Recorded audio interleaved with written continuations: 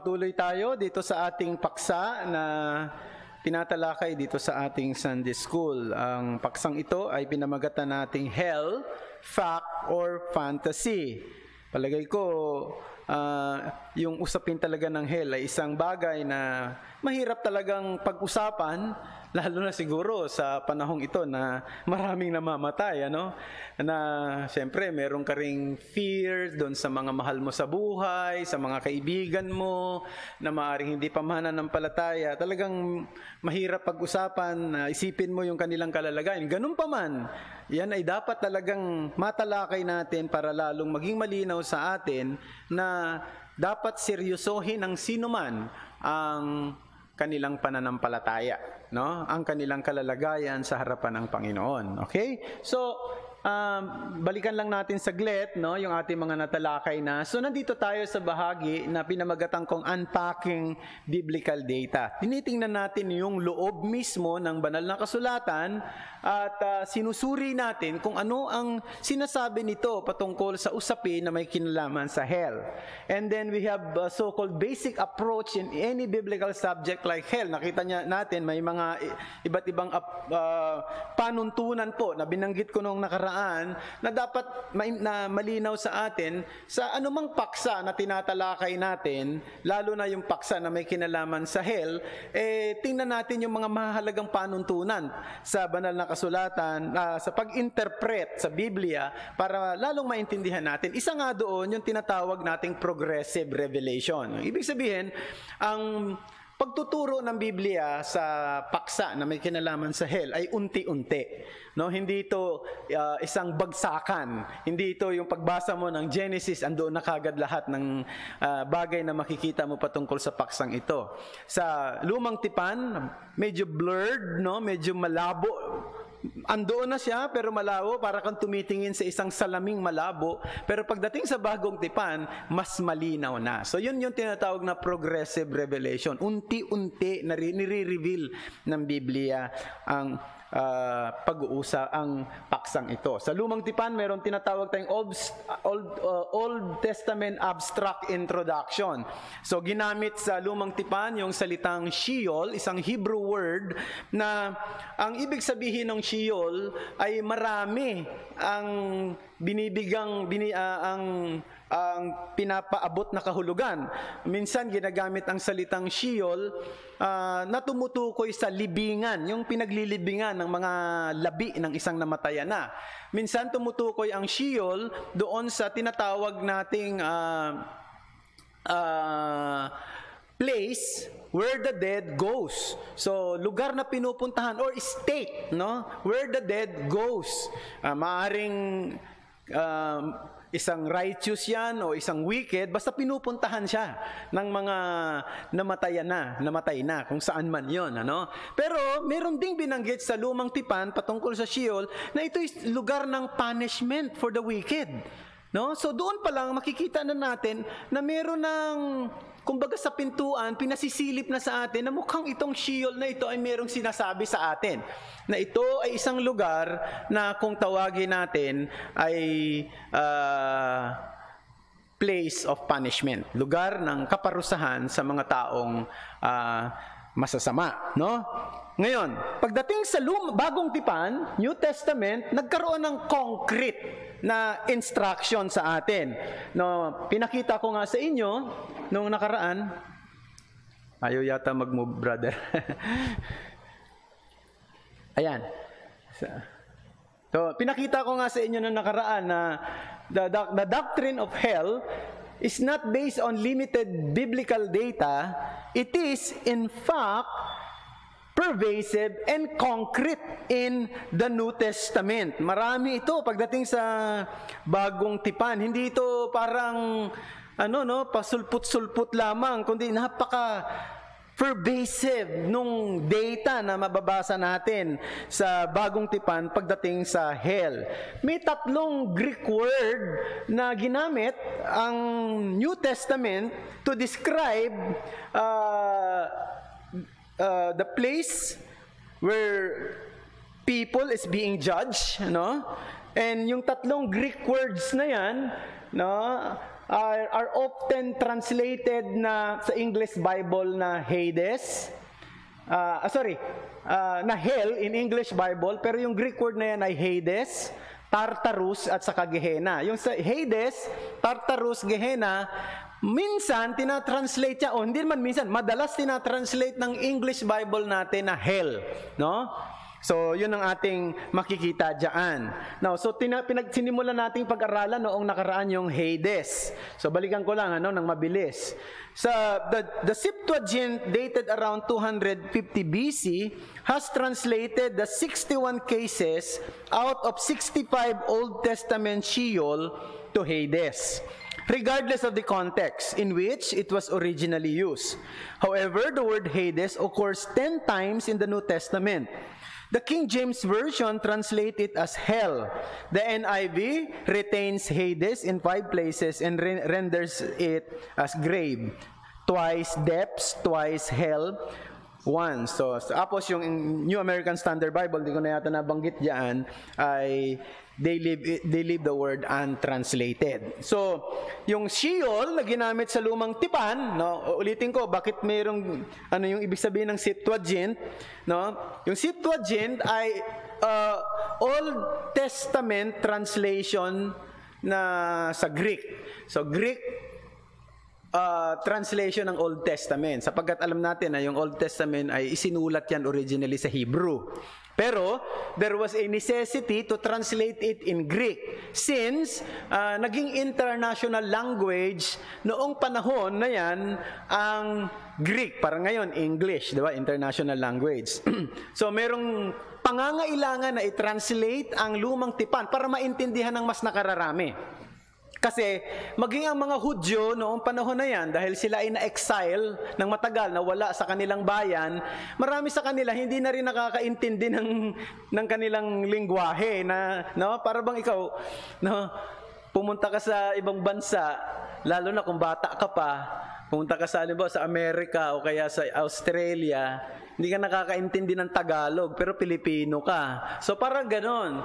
So, kaya kinakailangan i-translate sa international language, yung lumang tipan. At yung salitang Sheol sa Hebrew, nung tinatranslate na yan ng mga scholars noon, ay sabi rito sa ating information, no, yung 61 cases out of 65 Old Testament Sheol was translated into the Greek word Hades, no? At yung iba naman, hell ang ginamit. Ngayon, yung Sheol na yan, kaya may idea tayo kagad, siguro sa isipan ng mga scholars nung panahon na yan, na talagang Hades and Sheol ay meron silang kaugnayan sa isa't isa. Okay? Now, balikan lang natin yung ilang bagay, no? Hindi natin ibibabasahin yung mga verses para hindi tayo magtagal. So, yung gamit ng Hades sa New Testament, unang-una nakita natin, the New Testament continue to bring the Sheol's idea, tama ba yun? Tama, Sheol's idea of grave and death, but with another angle, that it is the headquarter of evil that would try to attack the Christian church. So, yan yung unang gamit ng Hades, di ba? Naalala niyo, sabi ng Panginoong Kristo, itatayo niya daw yung iglesia at ang pintuan ng Hades ay di magsisipanaig laban sa kanya. Ang punto rito, yung Hades ay ang picture na ipinibigay sa atin, isang lugar na headquarter ng mga masasama na nakikipaglaban sa iglesia ng Panginoon. No? Nakikipaglaban sa mga mananampalataya o sa iglesia o sa kalipunan ng mga mananampalataya ng Panginoon. Pero alam natin sa labanang ito, hindi nagtatagumpay yung Hades. Sapagkat ang iglesia ay patuloy sa kanyang pagsulong, patuloy sa kanyang paglaganap, no? Hanggang sa panahon nating ito. Kaya yan ang kagandahan noon. Hindi lang yon, Jesus Christ declared that He has the authority to unlock the gate of death and Hades. Binanggit yan sa Revelations chapter 1 verses 17 to 18 na siya daw yung may karapatan, meron siyang susi para buksan yung pintuan ng kamatayan at ang pintuan ng Hades. Now, meron tayo kagad na idea rito na ang kamatayan at ang Hades ay nasa kamay ng Panginoong Hesukristo. No? Isipin nyo, ngayon, 'di ba? Madalas ang tinitingnan nga natin ngayon pagdating dito sa pandemic na ito, ilan na ba ang namamatay, no? Kasi talagang 'yun ang iniiwasan ng marami, kaya na baka pag nahawa ka baka mauwi sa kamatayan. Pero tandaan natin ito na ang Panginoon ang may hawak ng susi ng kamatayan. No, kahit anong ingat mo, kahit anong pangangalaga mo sa sarili mo, kahit na pwede nating sabihin lahat ng kinakain mo puro healthy foods, at sagana ka sa exercise, kung hanggat maaari ay hindi ka lumalabas para hindi ka makasinghot ng mga mikrobyo, kung anumang mikrobyo dyan sa labas, kung bubuksan na ng Panginoon ang pintuan ng kamatayan para sa iyo, wala kang magagawa. No? Kasi siya ang nakakaalam ng lahat. Yung isa sa mga kinakanta nga natin dito na hymn yung Sovereign Ruler of the Skies, di ba? Meron doon yung bahagi na not a single shot can hit till the God of love sees fit. Di ba na ano nyo yan? Kinakanta natin yan. Not a single shot can hit. Isipin ng shop, maaring maliit na bato o isang maliit na matulis na bagay natatama sa ulo mo. Hindi daw yan tatama kung hindi gugustuhin ng Panginoon. Not a single shot can hit till the God of love sees fit. Pero, dandaan din natin na talagang ang kamatayan ay nandyan. No? Itong nakaraang 2 linggo yata, 2 linggo, mayroong nakikipag-usap sa akin na hindi ko naman actually kilala, no? Pero kilala ng nanay ko, taga Bohol, no? Bigla na lang siyang nagkaroon ng communication sa akin. Sabi niya na nagpakilala siya. Sabi niya, I know you are Pastor George. Sabi niya, padalahan ko daw siya ng mga teaching ko. Sabi ng mama ko, hindi daw Christian yun. Sabi niya sa akin. Nagulat lang daw siya dahil biglang nagkaroon ng interest, no, sa Panginoon kasi hindi naman siya Christian. So, nakipag-usap ako sa kanya, tapos sabi niya sa akin, sana pagkatapos ng COVID na ito, Pastor George, bumisita ka rito sa Bohol because I want to meet you face to face. Sabi niya ganon. So we can talk about religion. Kasi daw ngayon nagbabasa siya ng Bible. Sabi ko, sige, excited po ako na magkita tayo. Pangako yan. Pagkatapos ng pandemic, pupunta ako sa Bohol. Sabi ko sa kanya. At magkita tayo. Bigla na lang tumawag sa akin yung mama ko nung isang araw at sabi niya, namatay na yun? Ilang taon na ba? 60 years old. Wala pa yatang 60. No? Mga 60 rito. Di totoo. Hindi. Parang nalungkot ako talaga. Sabi ko ba, kung alam mo lang, di ba? Sana binigyan ko na ng maraming oras na yun na kasi nakikipag-communicate na siya sa akin. And of course, nakikita natin dito na talagang ang may hawak ng susi ng ay ang Panginoon. No? So, yun pa. At isa pa, the story of Jesus about Lazarus and the rich man, makikita natin, is telling us not only of the place Hades as a place of torment, but of 2 different places of destinies of the righteous and the unrighteous. So malinaw na doon sa kwento ng Panginoong Hesukristo, no, whether it is a real story or yung ilang mga nag-i-interpret, it is a parable, isa lang sinasabi niyan. Sinasabi niyan, meron talagang place of torment, no? Na pinuntahan ng lalaking mayaman. Okay? At ang translation na ginamit doon ay Hades. And then, Hades is not, nasaan na ba ako? Hades is a direct contrast to heaven and obviously a place of punishment of the ungodly. Yan, Matthew 11. And then, Hades is the eternal is not the eternal place of punishment, it is rather an intermediate state for all the souls who are waiting for the final condemnation. So isa pang bagay na binigay sa ating information sa New Testament, itong Hades, hindi siya yung walang hanggang lugar ng kaparusahan.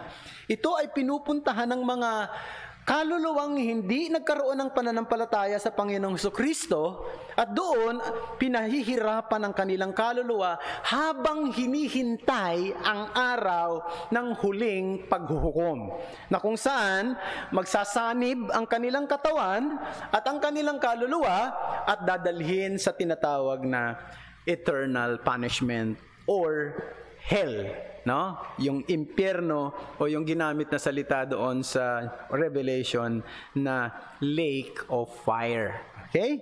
Now, isa pang Greek word na pinag-aralan natin ay yung Greek word na Tartarus. At sinabi natin na it is a rare word mentioned only once in the New Testament.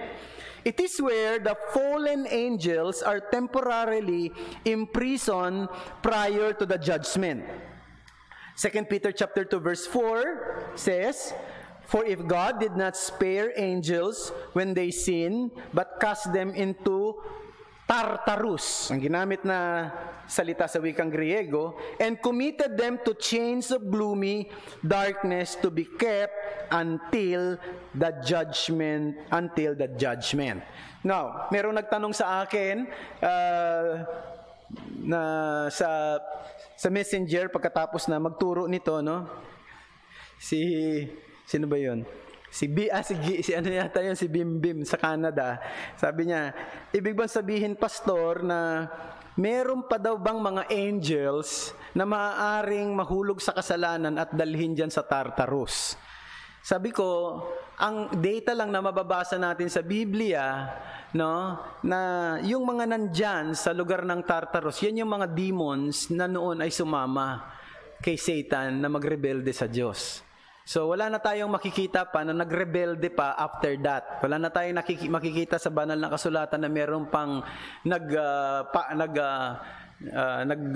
nagrebelde sa Diyos at dinala sa Tartarus. Pangalawa, now, hindi naman sinabi na lahat ng demons ay nandoon na sa Tartarus. No? Merong nandoon, merong hindi pa. So parang sinasabi lang sa atin dito na yung mga demons, they have no way of escape. The demons have their own destiny. Wala na silang kaligtasan pa. Wala na silang pag-asa pa. Yan ang dahilan kung bakit patuloy silang kumikilo sa mundong ito para linlangin ang marami, sapagkat gusto nilang may makasama doon sa kanilang kapahamakan. Yan ang totoo, no? At alam nyo, usually may ugaling ganyan ng ibang mga tao. May kaibigan akong pastor na galit siya doon sa isang tao dahil, alam nyo, may COVID pala siya. Yung taong yun, may COVID. Kung bumisita ba naman doon sa isang pamilya at pinagyayakap yung mga, yung niyakap, pati mga bata niya, ay may COVID positive pala siya. No? Eh, syempre, hindi ko alam kung nagka-COVID nga ba yung pamilya, pero syempre, bakit na ginawa? May COVID pala siya. No? Alam mo, minsan may mga taong ganyan, di ba? Yung naghahanap ng damay, naghahanap ng mga mga taong makakasama niya doon sa kapahamakan. At ang totoo, yung ugaling yan, galing kay Satan yan. Bakit si Satan patuloy sa panlilinlang? Bakit si Satan patuloy sa kanyang pagkilos? Gusto niyang merong makasama siya doon. Siguro sa pamamagitan nun, maiisip niya pag marami-rami siyang nadadaya at nasasama, sa pag-aakalang mababawasan ang bigat ng kanyang hinaharap, no? Na, di ba? Total, marami naman kami ron. Siguro ganun. Nakala niya lang yun. So, yun ang punto. Kaya, dapat nating tandaan yung katotohanan yan. Now, let's go to another, ang bilis talaga ng oras, mahaba lang yung review ko siguro. Isa pang Greek word, yung Gehenna. Now, yung Gehenna, this is by far the most common word in the New Testament, occurring 12 times with the overwhelming majority of references coming from the teaching of Jesus. The word Gehenna was taken from Jewish unimportant piece of land called the Valley of Hinnom or the Valley of Ben Hinnom. It was a place in the south side of Jerusalem where all rubbish from the city would be dumped and burned. So yung salitang Gehenna, yan ay Greek word, ay ang background niyan sa Lumang Tipan ay isang valley na kung tawagin ay Ben Hinnom.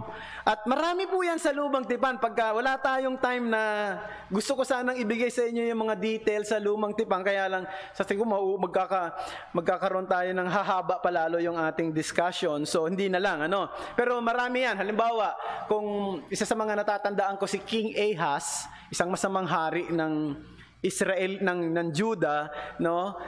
Nag-o-offer siya ng mga human sacrifices nung panahon niya. Pagkatapos inadala niya doon sa Valley of Ben Hinnom.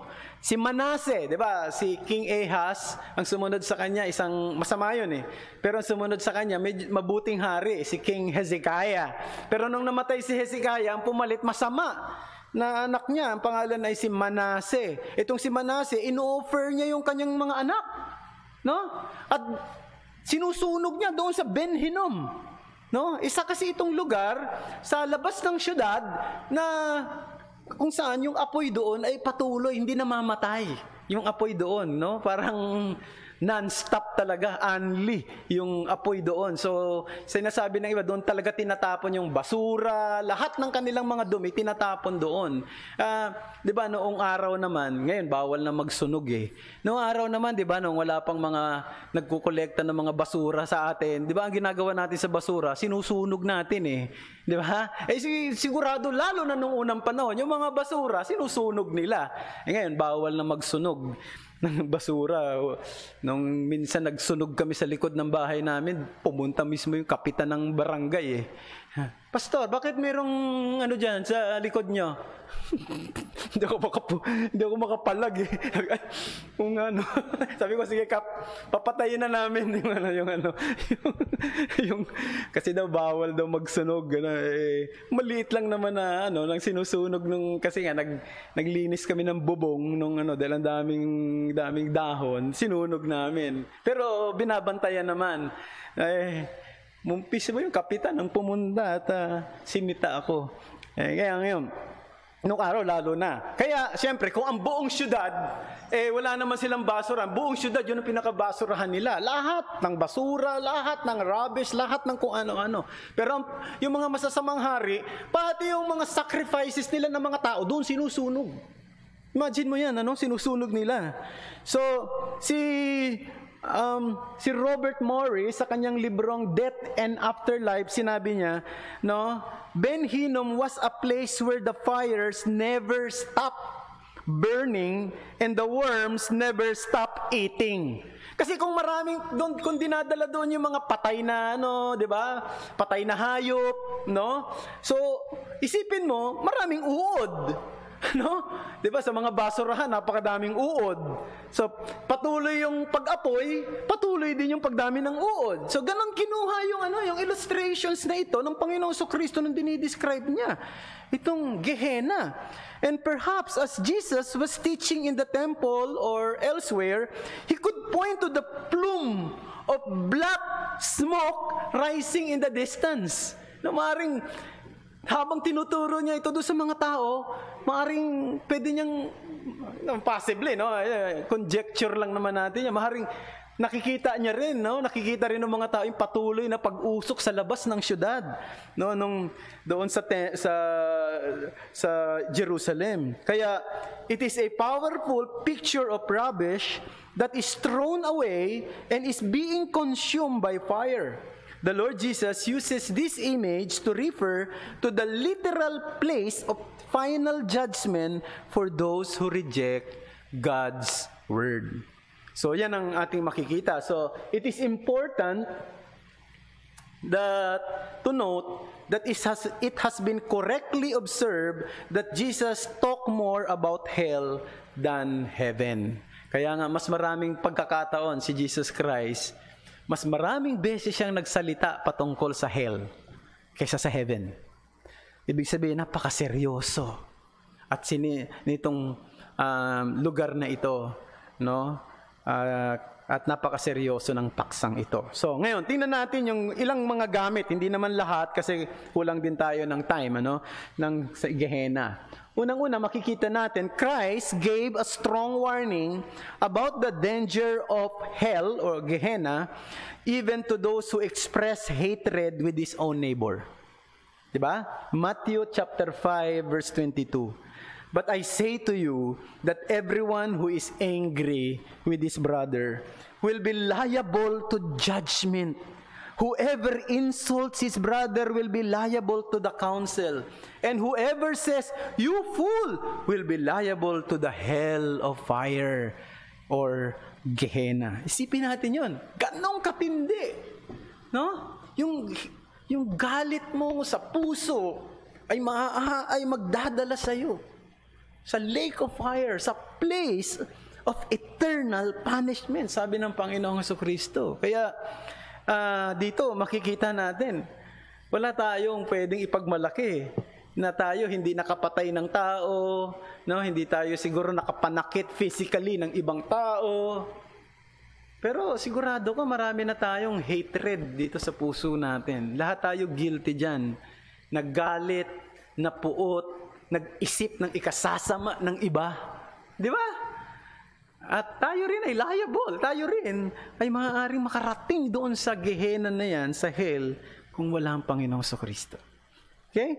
And then, Christ advocated people taking extreme measures in dealing with sins, for hell is a real place of punishment for both soul and body. Matthew chapter 5, verses 29 to 30.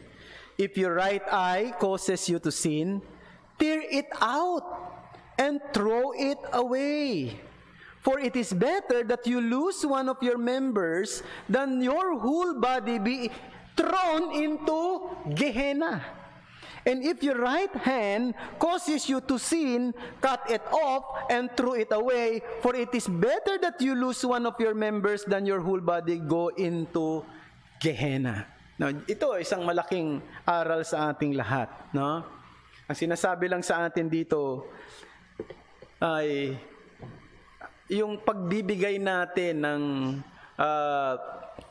puwang sa kasalanan na hinihingi ng isang bahagi ng ating katawan ay maaaring magdala sa atin sa walang hanggang kapahamakan. No? Yan ang sinasabi. Kaya nga sabi ng Panginoon Jesucristo, kung kinakailangan putulin mo yung kanang kamay mo, o dukitin mo yung kanang mata mo, gawin mo. Okay lang yan. Kaysa dalhin yung buong katawan mo doong buong buo sa Gehenna. No? Buong buo. So makikita mo makikita nyo, yung lugar, yung Gehenna is the place na yung pinarurusahan doon, hindi yung kaluluwa lang, katawan. Sabi, di ba? Katawan. Pinarurusahan doon sa Gehenna. So, maliwanag yan. No? And then, Christ cautioned against misplaced fear by urging people not to fear man who can simply kill the body, but no ability to bring anyone to hell.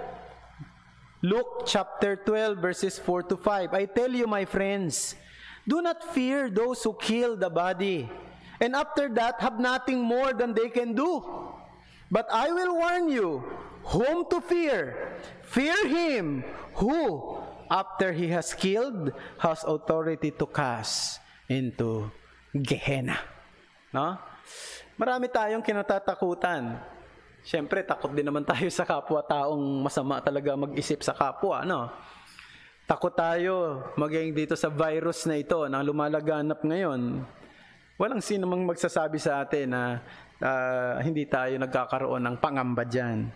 Pero tandaan natin, meron tayong higit na dapat katakutan, ang Panginoong Diyos. Siyang may kapangyarihang dalhin ka. Kasi, yung tao, ang mapapatay lang sa'yo, yung katawan mo, yung virus o sakit, aksidente, ang mapapatay lang sa'yo, yung katawan mo. Pero yung dadalhin ka buong buo kasama ng kaluluwa mo sa walang hanggang kaparusahan sa impyerno, yun ang kayang gawin ng Diyos. No, tandaan natin yan. Kaya nga, maiisip niyo ba, bakit yung mga martyrs nung unang panahon, di ba? Talagang they are willing to die for the Lord. They are willing to sacrifice kahit na yung buhay nila. Bakit yung nag-translate, yung unang-unang nag-translate ng Bible into English, no? Ngayon, nakalimutan ko bigla, Pastor. Siya? Yeah. Sino? Hindi. Hindi si Wycliffe. Nakalimutan ko na bigla. Yun na. Sinunog yun doon. Nakapunta pa nga ako mismo doon sa Torre noon sa England Kalimutan ko bigla yung pangalan niya. Na sinunog siya. Imagine mo sinunog siya buong buo. Dahil sa pagta-translate niya ng Bible into English, bawal na bawal yan i-translate kasi nung araw. Latin lang dapat No? And he's willing to die for that. Because he knows na itong buhay na ito, no? Una-unahan lang naman dito Pero yung doon, walang hanggan doon. Walang pagdating doon, wala nang pagbabago ng yung destinasyon, no? So, yan. Sino Pastor? Dito marinig. Sorry. May hinaiting ako. may mga lahat ang bibig ngayon. Tapos mayroon pang shield. Paano ba naman magkakahawaan pa ba tayo rito? No? Sobra ng dami ng nakalagay sa mukha natin. Anyway, yan. Hindi na mahalaga yan. Anyway, yung punto rito, no? Ang pinakamahalaga maisip natin yung kikitil ng buhay mo, walang iba kundi ang Diyos. Kasi, makakaiwas ka sa anumang bagay, maaari, pero kung loloobin na ng Panginoon, hindi ka makakaiwas dyan. Okay, isa pa. Christ spoke in straightforward manner that those who practice hypocritical religiosity will not escape hell. Matthew chapter 23, 29 and 33, sabi niya, "Woe to you scribes and Pharisees, hypocrites! If you build the tombs of the prophets and decorate the monuments of the righteous, you serpents, you brood of vipers, how are you to escape being sentenced into Gehenna?"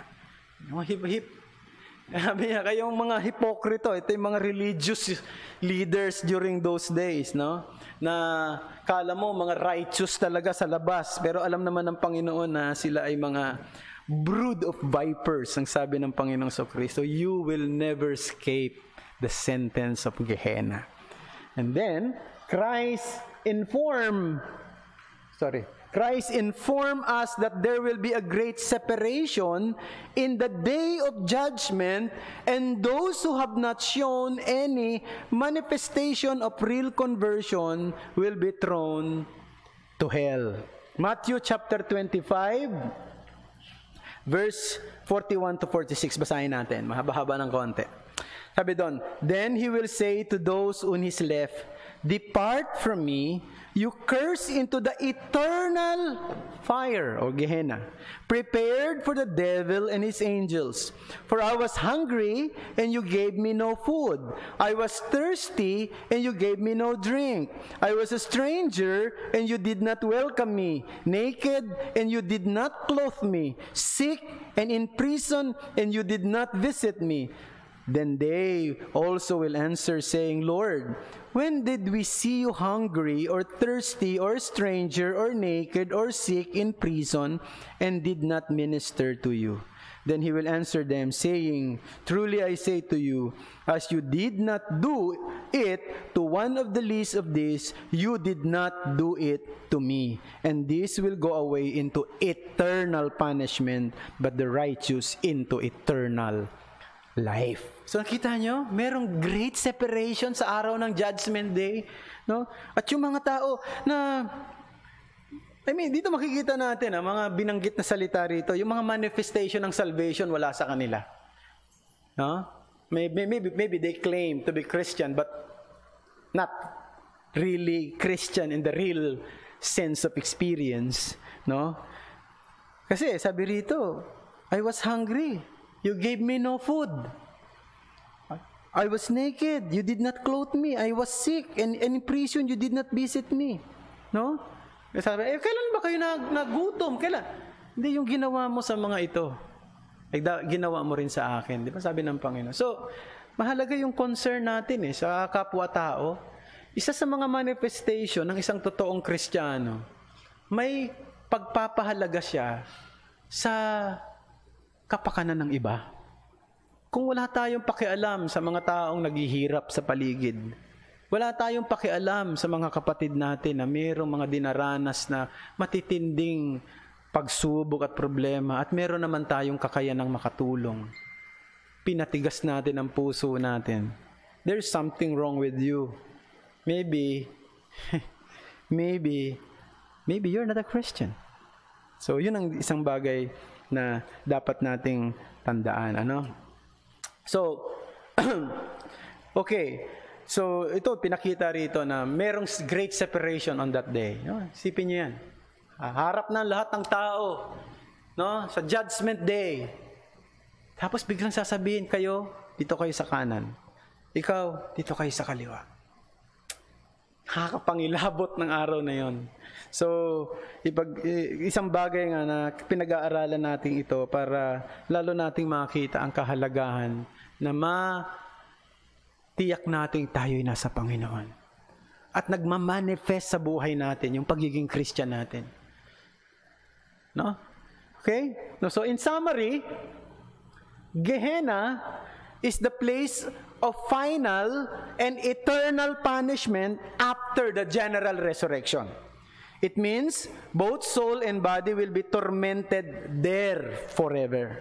Judging from the description of Gehenna and the lake of fire, they seem to be one and the same. So kung titingnan natin, pag-aaralan natin ng mas malapitan, yung salitang Gehenna at yung salitang lake of fire at saka yung salitang hell na siyang Gehenna, mukhang isa lang ang tinutukoy doon. At sabi, it is a place of torment forever for the wicked, for the unbelievers, for those people who are not in the Lord.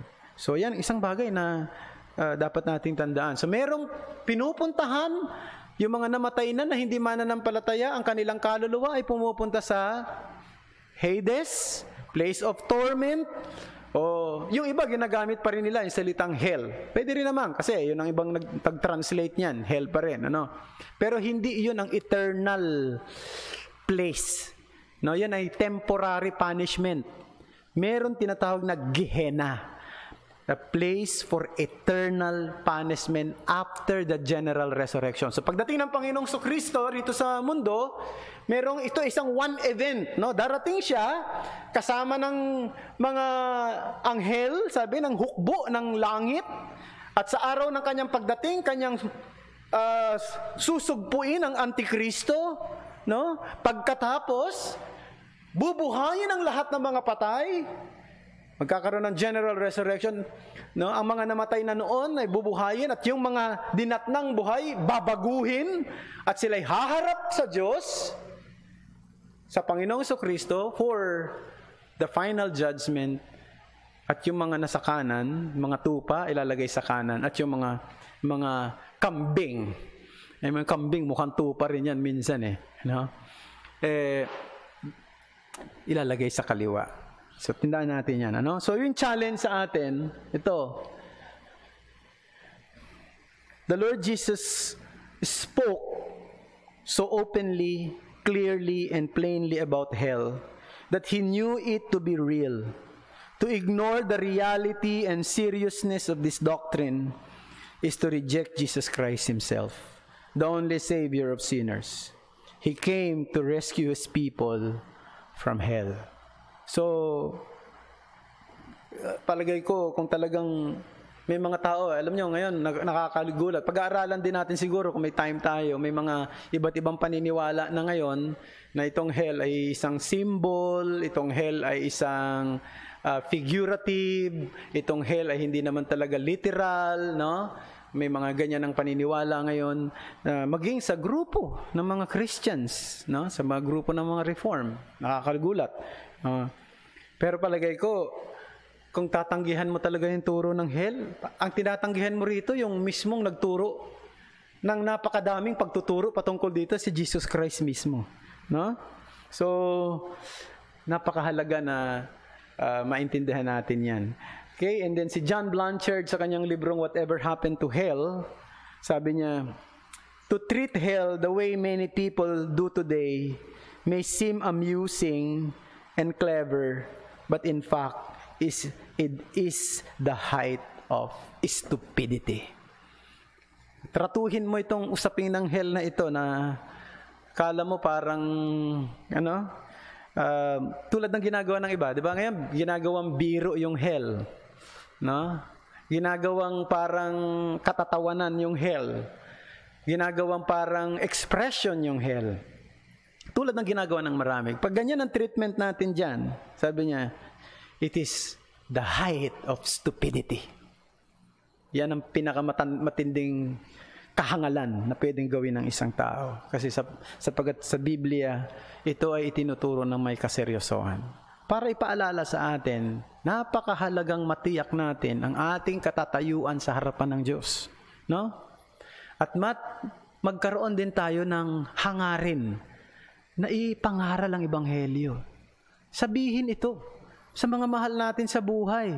Naisipin mo, alam ko, yung iba sa inyo rito, kung gaano katindi ang malasakit sa mga kadugo ninyo, kaanak ninyo, kaibigan ninyo, na kahit na hindi mananampalataya. No? Kaya nga yung iba, pag nalaman nyo, namatayan si ganito, kahit na hindi Christian, pumupunta kayo, nakikipaglamay kayo, di ba? Dumadalaw kayo, because you are so concerned with the family, and of course, mahal mo rin yung tao maaaring yun na namatay. Marami kaming mga dinalaw na mga patay ditong mga linggong ito. Meron na naman, no? Na binawian ng buhay. Dalawang mga mahal sa buhay ng mga umaattend sa atin dito, namatay lang. Nung isang araw, yung si Ivy, yung asawa ng kapatid ko, namatay yung tatay niya, si Kuya Joe. Si Kuya Joe, naka-attend na rito yan. Doon nga lang sa dating church natin. Hindi na siya makadalo dahil mahina na yung katawan niya. Tapos, namatay din yung tatay ni Ate Pen, Rampula, Luciano, na si Ate Josephine, si Mang Johnny, namatay rin noon itong nakaraan. So, nakikiramay tayo. Pero ang punto ko lang dito, mga kapatid, pag namatay ang tao, may pupuntahan kaagad siya. Hindi na yan mababago pa ang kanyang pupuntahan. Kaya ngayon pa lang, dalhin na natin ang pag-asa ng kaligtasan sa kanila hanggat may panahon pa. Kung Christian ka, dapat concern ka sa kaluluwa nila. At kung ikaw rin mismo, isipin mo, tanungin mo yung sarili mo, Kristiyano nga ba ako? This is a serious place. This is a place of no return, yung hell. Now, I still have many things to say in my notes, but the time is gone, so hindi na po, hinto na ako rito. No? At ituloy na lang natin ito sa susunod. Okay? Now, meron po ba kayong gustong itanong? Yung mga nandito. Yung mga nandyan nanonood, pwede namang magsabi ng inyong mga katanungan. Pwede naman siguro sa susunod ko rin sagutin. Kasi, minsan, nalilate yung pagpasok ng tanong eh. Tapos na yung Sunday School, biglang pumapasok yung tanong, katulad ng ibang mga dumating na mga ilang katanungan sa atin. No? So, okay lang naman din yan. Sabihin nyo na lang. No? At sa susunod na natin pag-usapan. Tulad nung kay Bim, na banggit ko na nakaraan, sa yung lugar ng walang data sa Biblia na nagsasabi na meron pang nagrebelding mga angels sa Panginoong Diyos after na nangyari na rebellion ni Satan kasama ng ilang mga fallen angels na sumama sa kanya. No? Okay. So meron pa? Louis? Sa Ephesians 4:9, sabi si Jesus Christ ay may ginanap na itaas.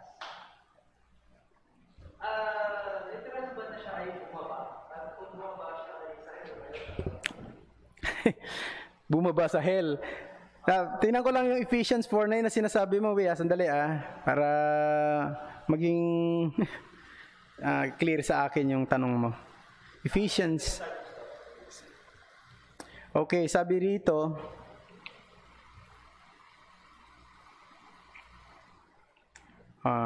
sabi niya, and therefore it says, when he ascended on high, he led a host of captives, and he gave gifts to men. In saying, he ascended. What does it mean that he had also descended into the lower regions, the earth? He who descended is the one who also ascended far above all the heavens that he might fill all things. Now, kung ang tanong mo, yung ano bang ibig sabihin that he descended into the lower regions of the earth? Ako, ang basa ko kagad dito, ito yung nilibing ang Panginoong Jesucristo. Hindi siya nagpunta ng hell. Hindi siya, anong gagawin niya doon sa hell? Ano ang sasabihin niya sa mga nandoon? Diba? I mean, it's very illogical for me that Jesus Christ will go to hell. For what reason? So, for me, I would take that as yung mismong nilibing ang Panginoong Jesucristo na in 3 days nandoon siya sa libingan into the lower regions of the earth. No? But yung sinabi rito, na verse 8, when he ascended on high, he led the host of captives, he gave gifts to men. Now, I would look at it not as a literal na may dinala siya mga kundi ang punto rito nung ang Panginoong Jesucristo ay mag-resurrect, nagkaroon siya, ito yung declaration ng pagpapalaya niya ng lahat ng mga tao na nanampalataya sa Kanya, na binigyan niya sila ng pag-asa, sapagkat sa totoo lang, kung ang Panginoong Jesucristo hindi nabuhay sa mga patay at hindi umakyat sa langit, pati yung pananampalataya natin sa Kanya ay patay rin. Wala rin kabuluhan. So this is, I would look at it not as a literal na may dinala siya doon naka-captive, na pinalaya siya, kundi ito yung declaration na ang Panginoong Jesucristo ay nagpahayag ng Kanyang tagumpay, no?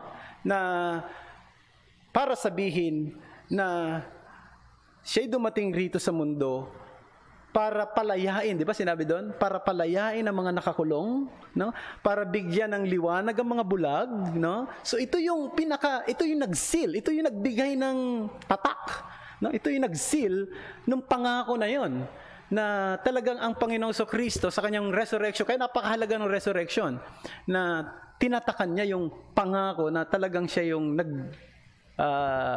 alis nung pagkagapos sa kasalanan at sumpa ng kasalanan sa mga taong nanampalataya sa Kanya. Okay? So yun lang sagot pa. Pastor Pre, baka mayroon kang dagdag doon. Dagdag. Tanggalin mo. Kaya lang mahirap ako magsalita.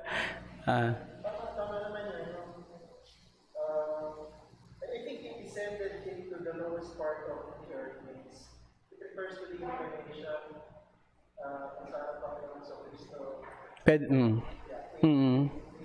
came down to earth where he suffered, died, and then buried. Now, ito naman sa His given, I think kinalaman nyo dun sa sumunod na verse, sa verse 11, may pinagin kasi dyan sa text. He gave the apostles, the prophets, the evangelists. I think yun yung has given gifts to men, yung mga leaders. Yes, I believe so. Pero although yung binigyan ko lang pansin yung mga pinalaya ng mga captive, yan yung kabuuan.